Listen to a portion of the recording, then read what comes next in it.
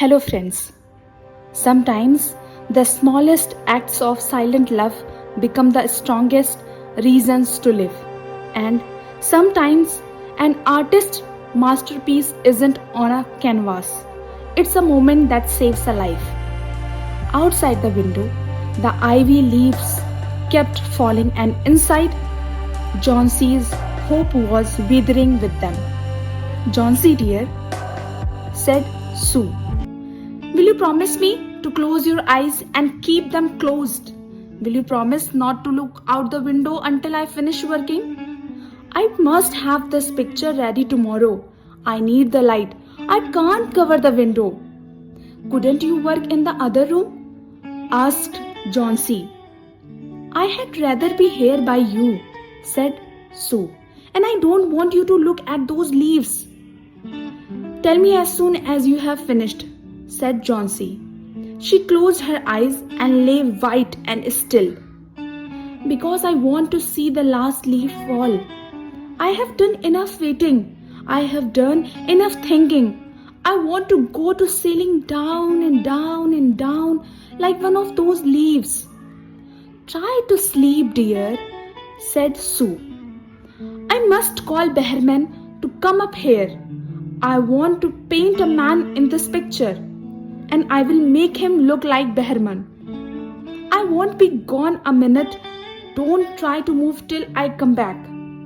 Old Behrman was a painter who lived on the first floor of their house. He was past 60.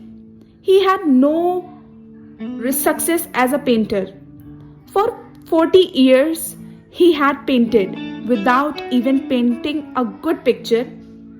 He had always talked of painting a great picture, a masterpiece, but he had never yet started it.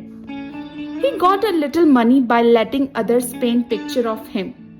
He drank too much.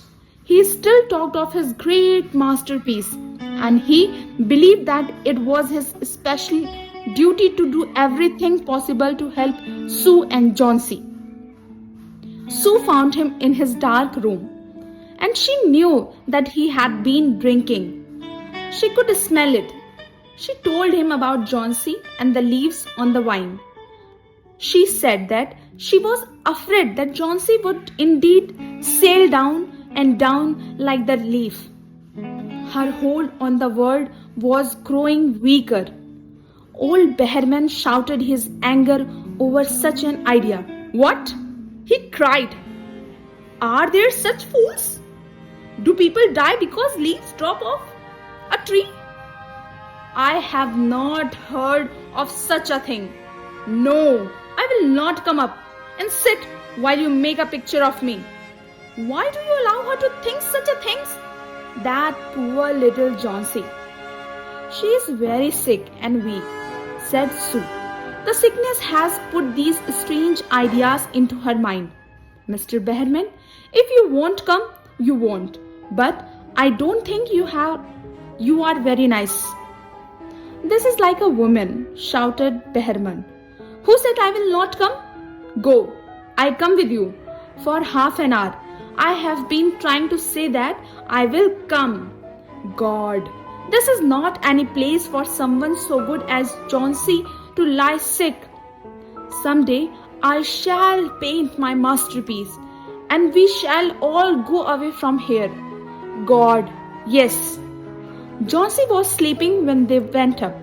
Sue covered the window and took Behrman into the other room. There they looked out the window fearfully at the tree. Then they looked at each other for a moment without speaking. A cold rain was falling, with a little snow into it. Behrman sat down, and Sue began to paint. She worked through most of the night. In the morning, after an hour's sleep, she went to John C.'s bedside. John C., with wide open eyes, was looking toward the window. I want to see, she told Sue. Sue took the cover from the window. But after the beating rain and the wild wind that had not stopped through the whole night, There still was one leaf to be seen against the wall. It was the last on the tree. It was still dark green near the branch, but at the edges it was turning yellow with age. There it was hanging from a branch nearly 20 feet above the ground. "It is the last one?" said Johnsy. "I thought it would surely fall during the night. I heard the wind.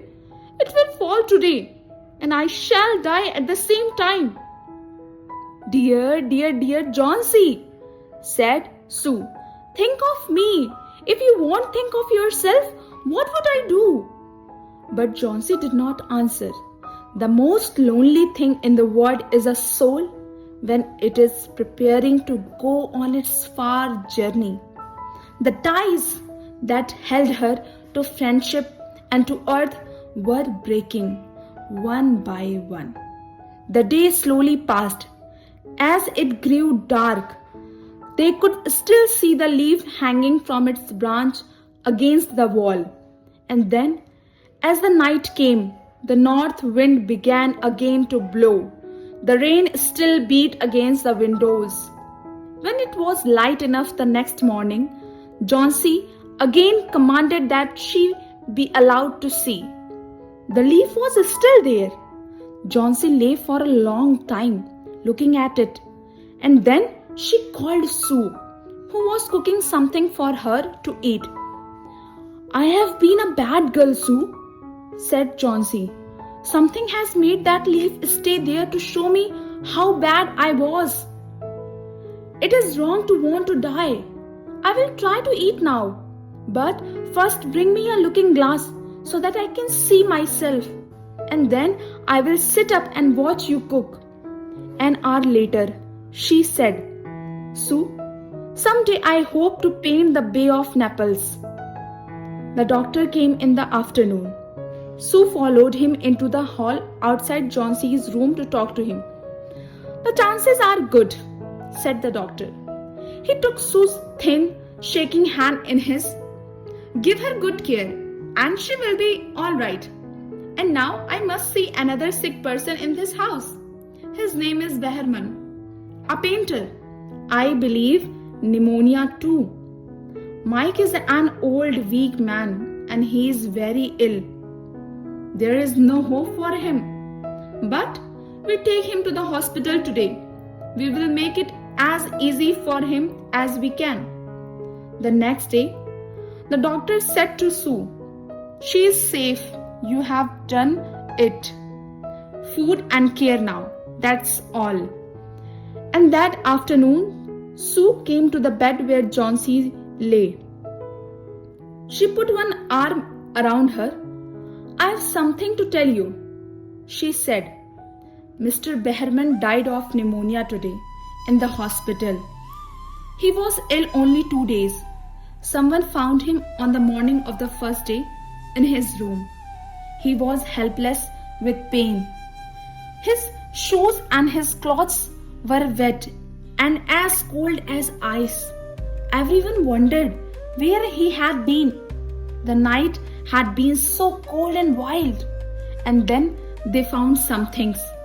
There was a light that he had taken outside, and there were his material for painting.